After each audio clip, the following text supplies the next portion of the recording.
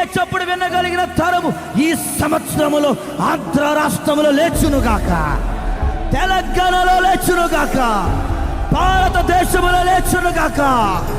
Master William కేరిపాల్ గారు నిజంగా అద్భుతంగా దేవుని ఆత్మతో నింపబడి అద్భుత కార్యములు తన ద్వారా జరిగించుతున్న విధానానికే మేము ఎంతో కృతజ్ఞతలు దేవునికి చెల్లించుకుంటున్నాం. ఇక్కడ వాక్యం ద్వారాగా, ప్రవచనాల ద్వారాగా, స్వస్థతల ద్వారాగా అనేక మందిని క్రీస్తు రాజ్యంలోనికి చేర్చడం